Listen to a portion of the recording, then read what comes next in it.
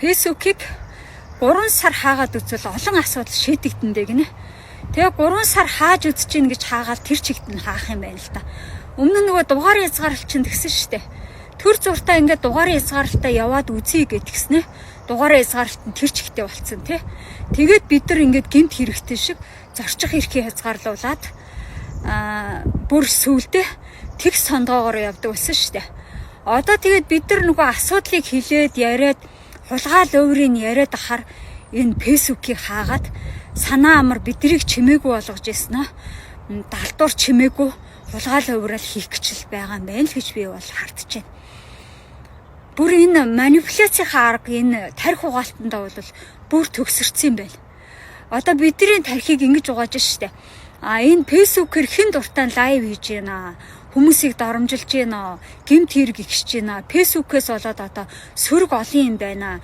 Энэ Facebook-гүй өмнө нь болоод байсан шүү дээ. Энийг ингээд хааяа гэд. Энд чи одоо манипуляцны одоо нэг арга шүү дээ. Одоо зайлм ихээр л ард иргэдийн тарих толгойг угааж ёс бус зайлм ихээр ард иргэдийг одоо ингэж дарангуулалт захирах гэж байна л гэж би бол ойлгож байгаа. Жишээлбэл нэг том манипуляцийн бас нэг арга нь гэхээр ингэж ярьж байгаа байхгүй юу? Энэ хот чинь 80 мянган машин л явах багтаамжтай даацтай хотоо. Гэтэл одоо бараг 800 мянган машин яваад байна. Тийм болохоор одоо ингээд машин оруулж ирээд зараад байгаа иргэдийн буруу, машин худалдаж аваад байгаа иргэдийн буруу, машин унж байгаа иргэдийн буруу гэд нөгөө нэг хохирогч иргэд нь эргээд буруутан болоод ингээд манипуляцийн тарих угаалт хийгээд эхэлдэг.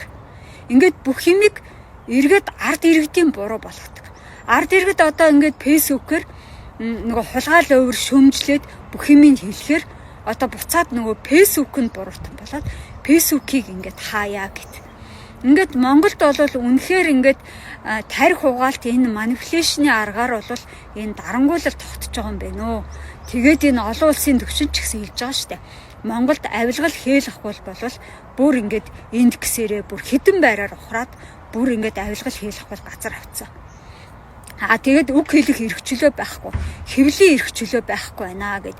Хэвлийн эрхчлөө чи бас энд гэсээрээ бүр хурцсан байгаа шүү дээ. Тэгээд Монголд арчлал байхгүй, автократ тэглэмтэй улс болчихжээ гэд ингээд олон улсын байгууллагууд нь дүгнээд ингээд бүх энд гэсэн үзүүлэлтээр манах ингээд хурцсан байгаа шүү дээ.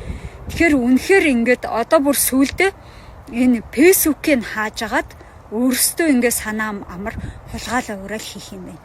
Ингээд нөгөө ард иргэд нь өөрсдийг нь хулгаал өөр бузар булаа бүхнийг нь Facebook сошиалаар хилээд ахаар одоо энэ Facebook сошиалыг төр хаагаад үзье. Энэ Facebook-ээс л энэ бүх юм боллоо.